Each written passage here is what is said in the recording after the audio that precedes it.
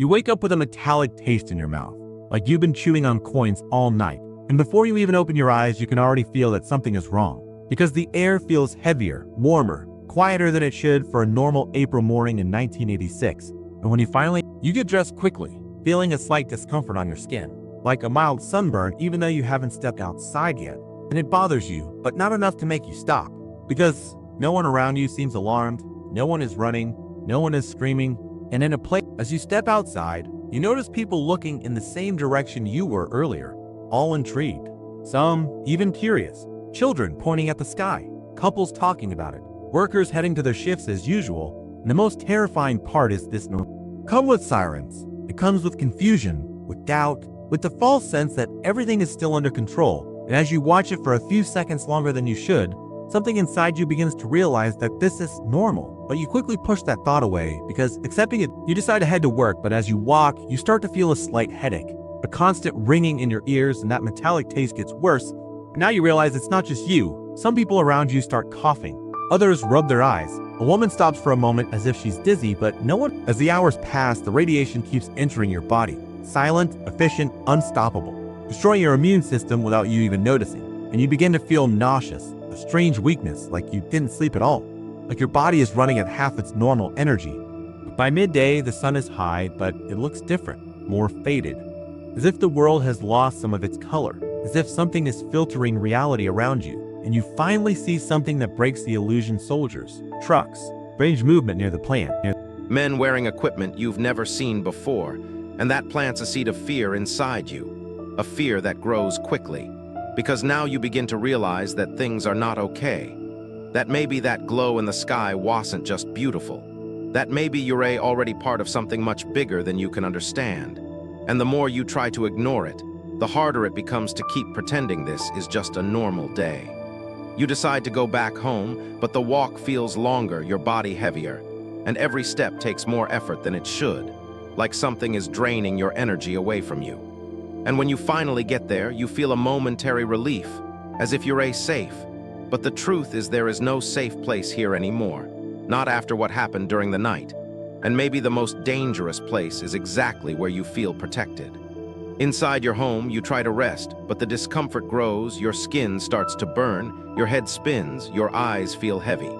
And a sense of panic begins to rise, that feeling that something is deeply wrong. But you can't quite figure out what it is.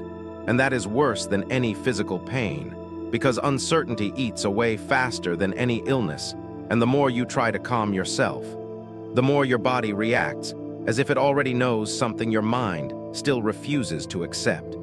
Hours later, the announcements finally come, the instructions, the promise of a temporary evacuation, and you feel a strange sense of relief, as if someone is finally taking control of the situation, as if everything will now be fixed. But at the same time, something inside you doesn't trust it. Because if this were really something small, there wouldn't be a need to evacuate an entire city. And it's in this moment that, if you pay attention, everything starts to make sense too late. You begin packing a few things, only the essentials, because they said you'd be back in a few days. And that sounds plausible, even comforting. But as you choose what to take, you don't realize you're choosing between memories you'll never see again.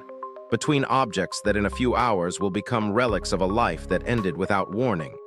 And maybe, if you knew that now, you wouldn't be able to walk out that door. As you leave, you look around one last time, trying to memorize every detail, every building, every tree, every corner, every distant sound, every feeling. But everything already feels distant, like you're saying goodbye to something you don't fully understand you've lost yet. And maybe, deep down, you already know, even if you don't want to admit it. On the evacuation bus, the silence is heavy, broken only by coughing, murmurs, and the sound of the engine. And you begin to feel something worse than pain, deep weakness, like your energy is slowly being drained. Like your body is shutting parts of itself down just to keep going. And that's because it is. The radiation has already done its job, and now the effects are starting to show. Even if it's still too early to fully understand what that means. As the day comes to an end, you realize you're not getting better, you're getting worse. And when you look at the people around you, you see it in their faces too, pale skin, confusion, growing fear, and in that moment, finally, reality begins to take shape. Slow, heavy, impossible to ignore. You're not going back home in 3 days.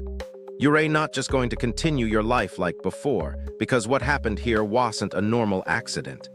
It was something that changed everything, including you. And maybe this is the moment you truly understand that this day was never just a normal day. Night falls, and with it comes a strange cold, not from the environment, but from within.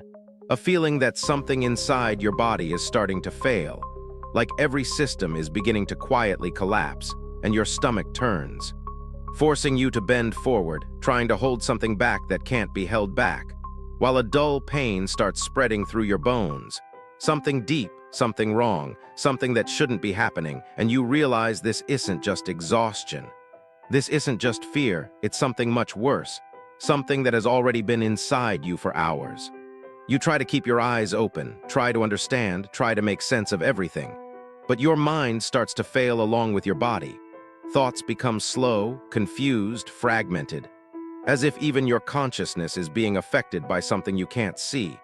And around you, other people begin to show the same signs, some in silence, others in contained panic, and in that moment, without anyone needing to say it out loud, everyone starts to realize the same thing at the same time. This is not going to end well. The bus keeps moving down the dark road, taking you away from the city you thought you'd return to in a few days. And as the lights of Pripyat slowly disappear behind you, something tightens inside your chest, not just fear of the unknown, but a sense of loss. A loss you still can't measure, but one that is already irreversible.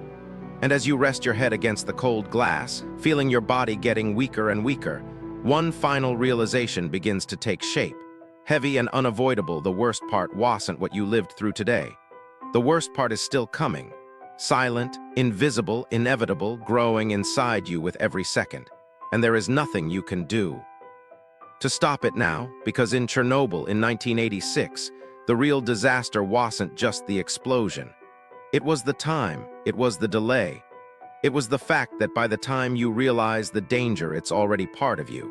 And if you've made it this far, now you understand why almost no one walked away from that day unchanged.